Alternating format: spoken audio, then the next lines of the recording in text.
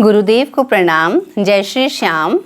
आज मैं आपको डिकोडिंग भगवत गीता के अंतर्गत अध्याय 15 सुनाने जा रही हूँ, जिसका नाम है पुरुषोत्तम योग।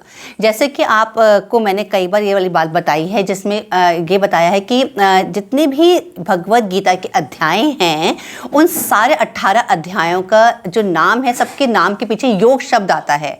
तो योग शब्द जो आता है वो क्यों आता है? क्योंकि भगवान के अनुसार जो योग हम लोग नॉर्मली जानते हैं वो योग अलग है, जिसको हम एक्सरसाइज करते हैं, प्राणायाम करते हैं, वो योग है। मगर ये जो भगवान कहते हैं, जो 18 प्रकार के योग अगर कोई भी समझ जाता है इस जीवन के अंदर, इसका मतलब वो सही में योगी बन जाता है, और जो योगी बन जाता है वो मुझे प्राप्त कर लेता है। तो इस प्रकार से आज का जो अध्याय है, इसका नाम है पुरुषोत्तम योग।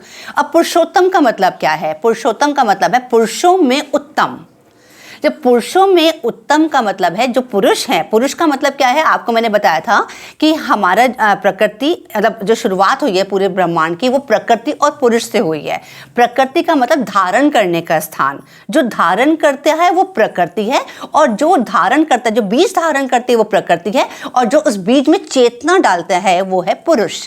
तो भगवान कहते हैं जो भी पुरुष इस पूरे ब्रह्मांड में है, जितने जो भी पुरुष ब्रह्मांड में हैं, वो जो चेतना डालने का काम करते हैं किसी भी प्रकृति के अंदर, किसी पृथ्वी के अंदर, तो जो चेतना डलती है वो चेतना जो है, उस चेतना को सबसे उत्तम कौन है? उसके अंदर मैं हूँ।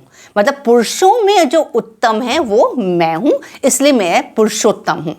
अब इसको जस्टिफाई करने के लिए भगवान बताते हैं कि किस प्रकार से उत्तम भगवान किस प्रकार से हैं। उत्तम कैसे हुए? जैसे भगवान कहते हैं, चेतना की बात कर रहे हैं भगवान कह रहे हैं चेतना मैं हूँ। तो चेतना क्या है? जैसे सूर्य है, तो सूर्य है, सूर्य में जो उसका प्रकाश है, जो अग्नि है, वो कहते हैं, भगवान कहते हैं वो मैं हूँ।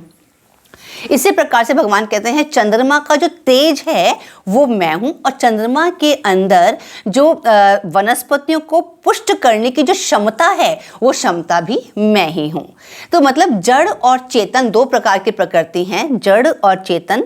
मतलब जड़ का मतलब जो आपको बेस होता है, और चेतन मतलब जो उसमें चेतना डलती है। तो आप इस बात को ध्यान से समझिएगा कि जड़ हमेशा इनकम्प्लीट है जब तक उसमें चेतना ना डले।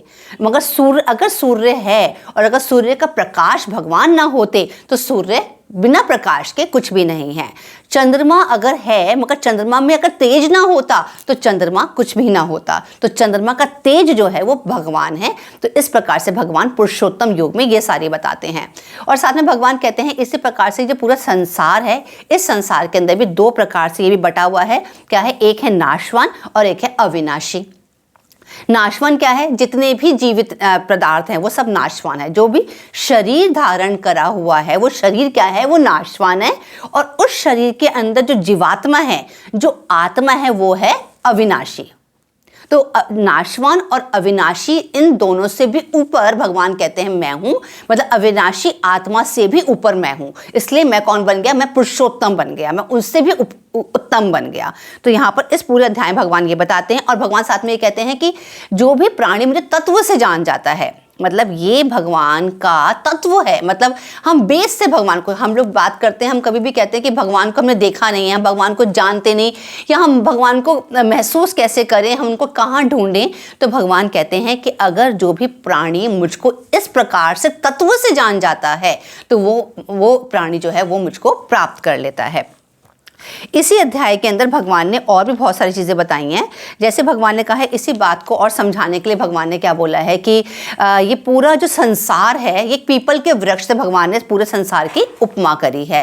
अब पीपल का जो वृक्ष है, उसका जो मूल है, जो उसकी जड़ें, जो मूल है उसका, भगवान कहते हैं वो है आदि पुरुष। मतलब भगवान का स्वयं अपना ही एक रूप आदि पुरुष, जो सबसे पहले भगवान का रूप था। तो जो उसका मूल है वो आदि रूप है। जो उसका जो मेन तना है, जो मुख्य शाखा जो है, वो क्या है? वो ब्रह्मा जी को का स्वरूप उसको मानना चाहिए। भगवान इस प्रकार से बताते हैं। साथ में भगवान कहते हैं जो उसकी शाखाएं हैं, वृक्ष की, जो पीपल का वृक्ष है, जो उसकी शाखाएं हैं, शाखाएं क्या हैं? वो मनुष्य और देवता, इन सबकी अलग अलग योनियां हैं। पीपल के वृक्ष की जो शाखाएं हैं वो अलग अलग योनियां हैं, जिसमें मनुष्य भी आ जाएंगे और देवता भी आ जाएंगे, वो योनियां हैं। इसी प्रकार से जो कपोले हैं उसकी, वो क्या है? विषय भोग हैं।